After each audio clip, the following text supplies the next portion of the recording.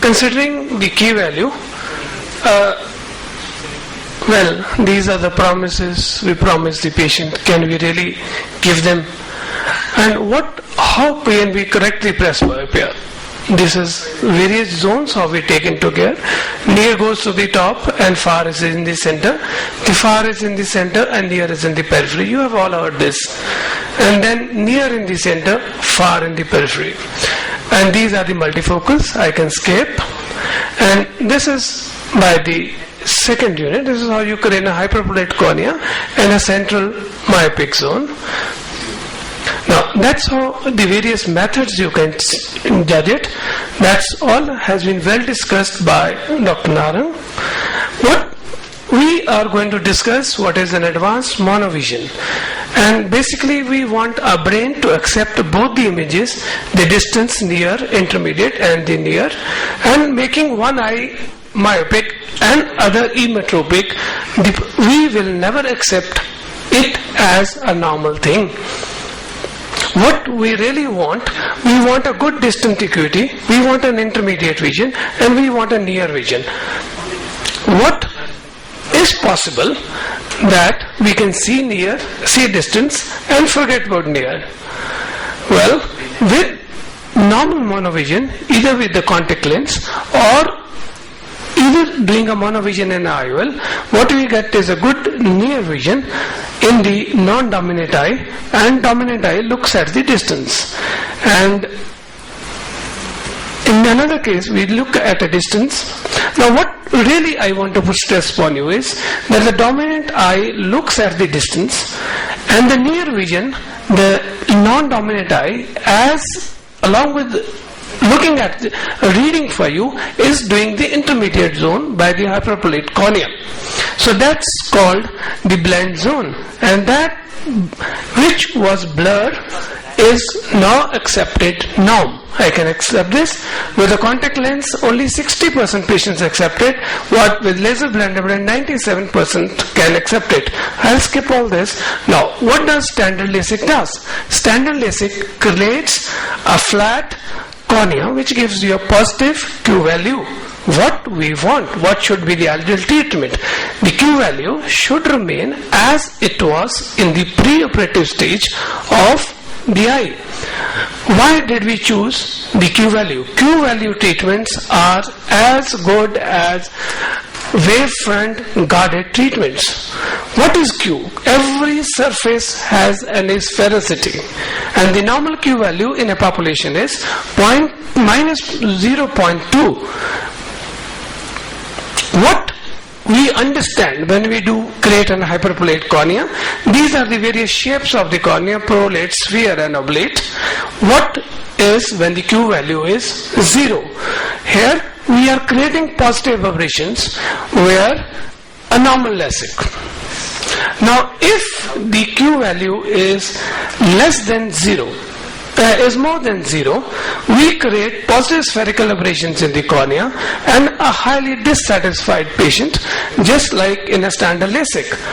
When we create a hyperplate cornea, we increase the negative spherical aberrations and the central of radius remains unchanged.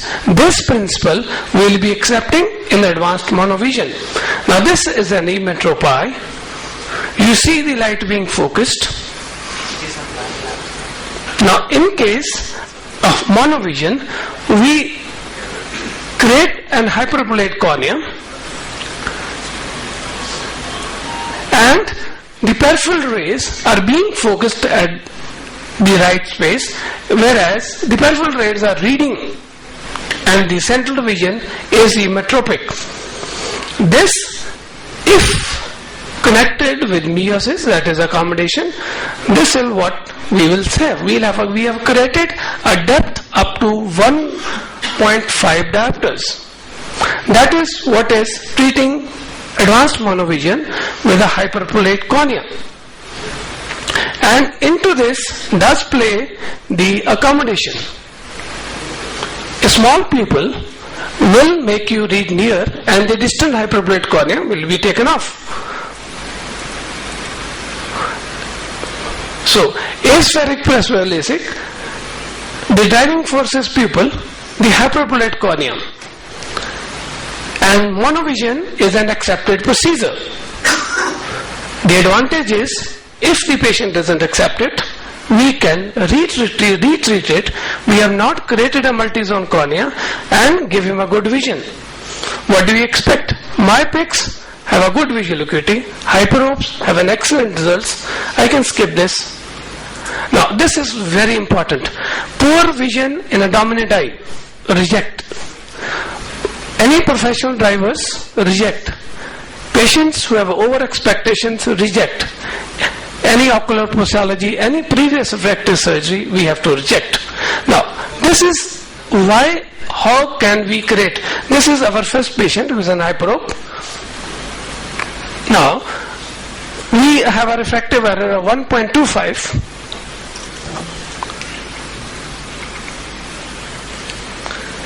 We have a refractive error of 1.25. Now that's where the whole calculation becomes. We have to apply a nomogram where we are substituting for the increased ablation by the hyperplate cornea. And if you read in this, this is the nomogram we apply.